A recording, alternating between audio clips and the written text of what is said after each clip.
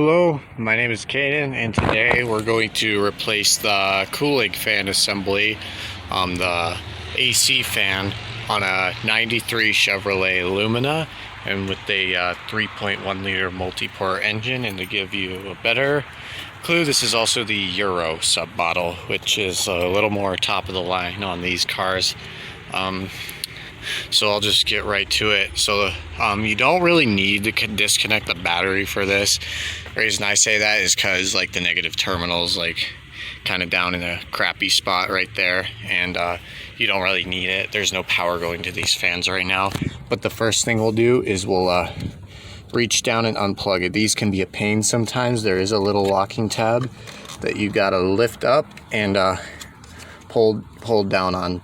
These are plugged in, so it's going like sideways into it. So you got to pull on the locking tab on the bottom and pull it out.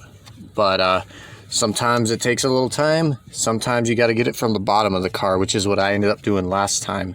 But if you get in here with your fingers enough, you can unplug it. That's just a quick way of explaining it. I'll pause and show you what that looks like. Okay, so I got the fan unplugged. I did end up having to go from the bottom of the car. It was really easy that way. So that's the plug for it. It's a 2-terminal plug because it's just a direct current motor. So it just needs, you know, power and ground, and it'll spin. And whether it's reversed or not, it'll just spin backwards, you know. But there's only one way these actually plug in, so you can't really screw it up. So now the next thing we're going to do is we're going to remove this motor mount. And instead of just lifting this and lifting it back, because this will tend to fall down still, we're going to remove this part, and then we're going to leave this part attached, and then we're just going to unmount this part. And I find this easy, you know, faster with a drill, but you can do it with hand tools. I'm going to use a drill just because it's faster. And and how you get this one off, you're going to want to loosen this side and just hold a wrench on this side. Hold this one still, unloosen this one, and then if you should be able to pull the bolt out, but if not, just give it like a soft tap with a hammer or the end of your ratchet or whatever, and it should come right out. And I'll show you what that looks like when it's done. Alright, so that's what that looks like, Arud. Like I said, this moves up and down. And then I just put the nut on the end of this, the bolt here, so I didn't lose it. And yeah, it gives you a little good work shelf here actually. So next, it's just these two bolts holding the actual like plastic bracket and the whole fan assembly together, and then there's just two little slots it slides up out of, and then you'll line it up in those slots when you put your new one back in. But you will have to interchange some of the same parts, like this bracket is going to stay and the fan blades are going to stay. It's just this motor where you see that HE there, that whole assembly is going to get changed out, and I'll show you that when I remove the whole fan, which just loosen these two bolts and you can lift it right out.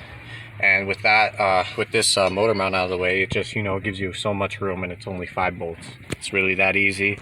And if you really need to, you can replace your motor mount at the same time while you do that. But if you do that, you got to take this off first. But I leave this on to make it easier. So I'll show you when I get some more progress. Alright, so I got the fan motor assembly out. One thing I did not mention is it is a little bit of a tight squeeze, but what I did to get it out, just take out one of the bolts of the other fan, leave the other one in, leave it plugged in, you know. That way you can pull this back a little bit, because it gets caught right up on this mount here when it's held together like that. But if you pull it back, it gives it enough space for the other part of the fan, this plastic piece, to slide out. And so this is our assembly. There's our plug. On your new ones, you just want to make sure they're exactly the same. And this is our fan. So we're going to set this on the ground. This is a reverse thread. So to get this off, and you can have it on the ground, it's fine. It works best with a drill, but you can do it by hand too if you just hold on to the motor. So by reverse thread, it means you're going to turn it to the right to actually loosen this up. And then to tighten it, you're gonna, you know, turn it to the left to tighten it down. So and it's really easy. It just goes on. There's little slots that they do line up in, and you'll find out real quick if it's not lined up right, because it should spin freely. It should not have any play or anything in it. So I'm gonna swap these out, these assemblies, and I'll show you what that looks like. Alright, so next thing you'll see, you got your motor attached to this other bracket here. These are the little slots I was talking about that line up. These little pegs are going to line up in here because that's what it grabs onto to let this spin. And then these are 10 millimeter, I'm pretty sure. And you just unscrew these and separate it from this bracket. And when you put your new one on, you're going to want to make sure that it's actually flush with this. And then you might want to hold on to this while you do that, while you try to loosen it, because sometimes it might spin or other times it might not. But I'm just going to attempt to do that right here. And then all the bolts are out. And then our fan motor is just this. And this one was actually, when this one was running, this one actually had smoke coming from it. So that's why we were replacing it. So if your motor is smoking, stop your car right now so it doesn't light on fire, and you're going to want to replace this as soon as possible. And these are under like 40 bucks. They're really not expensive at all, so it's definitely worth it to, you know, replace it rather than have your whole car start on fire. So I'm going to show you what this looks like with our new motor assembly. Alright, so this is our new fan motor attached to our first bracket. So this is our old one, our junk, and then this is the next one. So one thing I did not mention that I should have, so you see these are where they bolt in at the top. These are the little pieces that go into the slots at the bottom. You want to make sure that, hold it like you're facing, you know, gonna have it in the car, so it's gonna stand up like this. You want to make sure your plug's in the same exact spot. In that case, it was on the bottom, right where it's at right now. So that's where we're gonna keep it. And then you just put your old fan blade back on, and this is the part I was telling you. You want to make sure these slots down here line up, and it'll fall all the way in there, and then you should be able to spin this, and the motor itself will spin too. And then this is where it gives you a set of these screws, these nuts. That is just for, because these motors are pretty universal. That's just if you have a different type of bracket holding the fan motor down or the blade itself, but in that case it's the same. And then remember, this is a left-hand thread, so you actually turn it to the left to turn it on or spin it on. And usually what I do is I just take my drill and tap it down real quick. You do not want to over tighten these because it'll bind the shaft of the motor, and then that voids the warranty of this, and it also you know, ruins your new part. So that's once you hear it, like, you know how drills go, or just tighten it by hand until it's snug, and then you're ready to reinstall. And I'll show you what that looks like here in a moment. Alright, so I have it tightened down, and then you just want to make sure that it actually spins with no play. So you could, I'm going to try to do this best I can with one hand. Stand it up, and don't let it fall like I just did. Try to, we'll do this, we'll do that like this.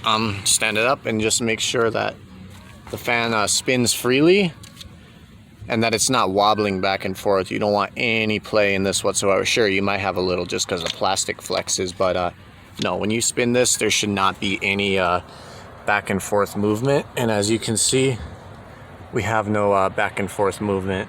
So that is ready to be reinstalled. And the installation is the reverse of removal, but I'm gonna just show you what the finished product looks like. Alright, so we just about got everything put back together. I got my fan in, got it plugged in. Sometimes it might be easier for you to just drop it halfway down, plug it in, then drop it the rest of the way down, like I had to do, because I struggled getting that plug in between the AC compressor and the new fan motor. But I got it all plugged in. Now when it's reinstalling your motor mount,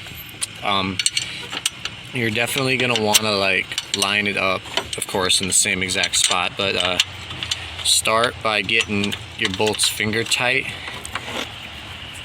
at least the ones down here where it mounts, and then slide your bolt through that side too. You want to make sure you can actually put the bolts in the holes before you actually go and screw it down. So I got that one in, and just real quick here, going to there we go, just gonna start just threading that in most I can until the bolt starts spinning good, and then push down on this pretty good, and just get the rest of your bolts finger tight and torque them down to spec, or just get them real tight. Whatever you got will work. Alright, so that's our motor mount reinstalled just the way it was before, and that's nice and solid. As you can see, I'm actually moving the whole car with that. That's what you want, actually. So that is it. That is all there is to it. It's literally just like not even a 30-minute job. And then that's how you replace the cooling fan motor on the AC side of a 93 Chevy Lumina 3.1 liter V6. Thanks for watching.